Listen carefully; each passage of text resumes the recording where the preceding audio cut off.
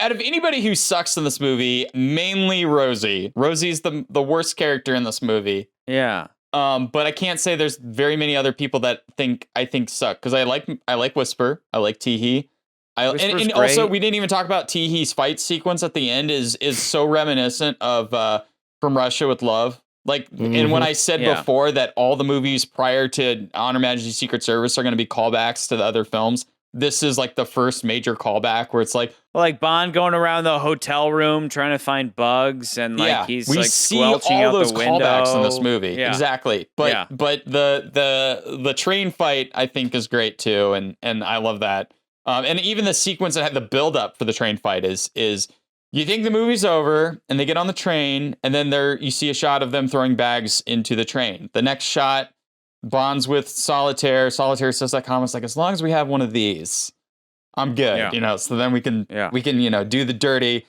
And then and then the next shot is you just see Teehee hand come out of the bag and slice the bag open. So you're like, oh crap, like we forgot about one of these bad guys because we have 100 of them in this movie. But we had the same thing with they end on a boat in Diamonds, and then we have Mr. Kidd and Mr. Wint come in, and we have our fun little scene with them trying to finally kill Bond. That was definitely better than the train fight with Teehee. I come back to, I would rather Diamonds creating a laser.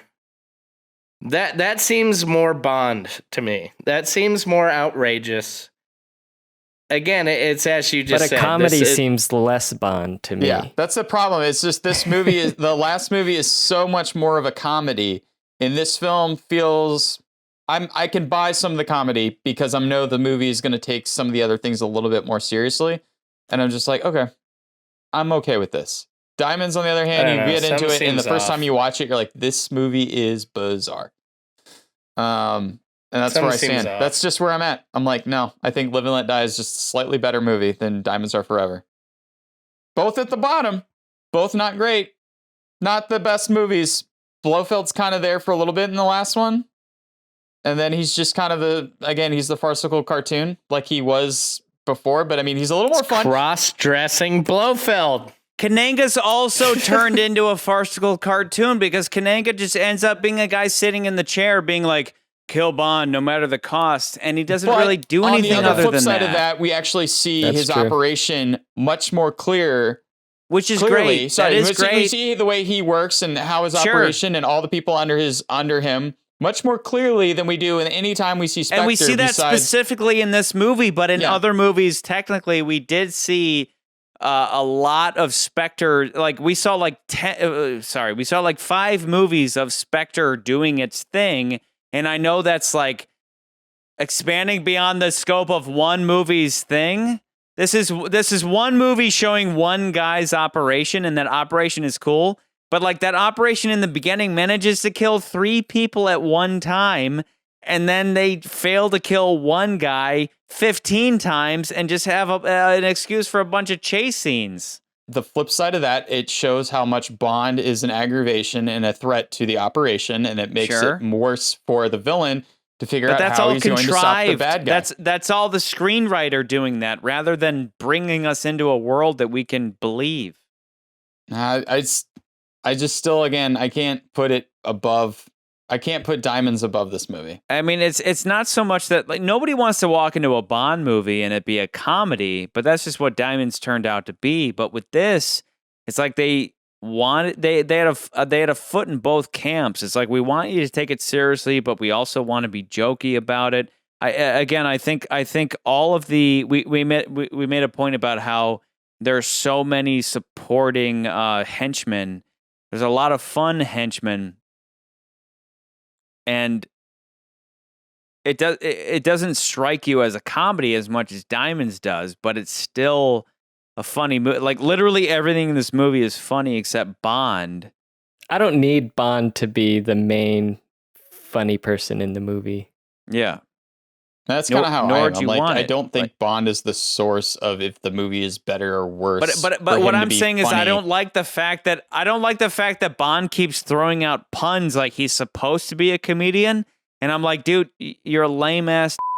Like I'm just Like I would rather boner jokes coming from Connery that like Connery made me laugh, whereas with Moore, I'm like, I want you to make me laugh, but you're not making me laugh. You keep trying to with all your stupid ass puns. I guess I lump that like humor into Bond overall, and where I say I do prefer Connery Bond to Roger Moore's like businessman sarcastic Bond versus Connery's more like actual spy. I mean, we could look at Bond himself, but the movie as a whole, I totally get Charlie's point about Diamonds Are Forever was intentionally the way it is. Yeah. And this one is trying to be a bit more serious and maybe fails somewhat. A bit. But just a bit more serious. Yeah. Like not as a lot. Coming in as a first-time viewer of both of these movies, having just watched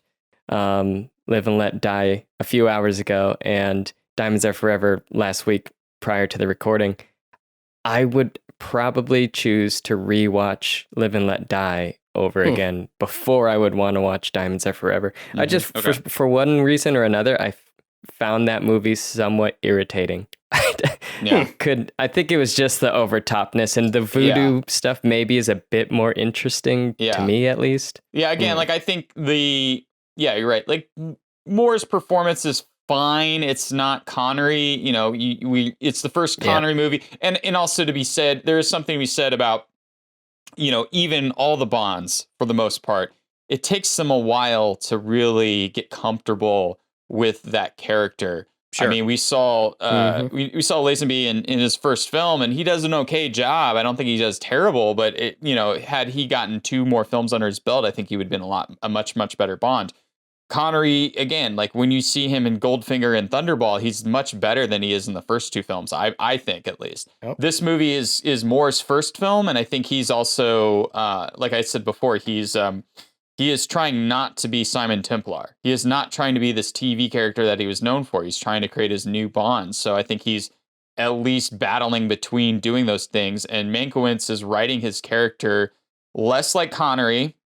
And there's some moments where they kind of maybe get a little Connery, I guess, I think, but they don't work for Moore.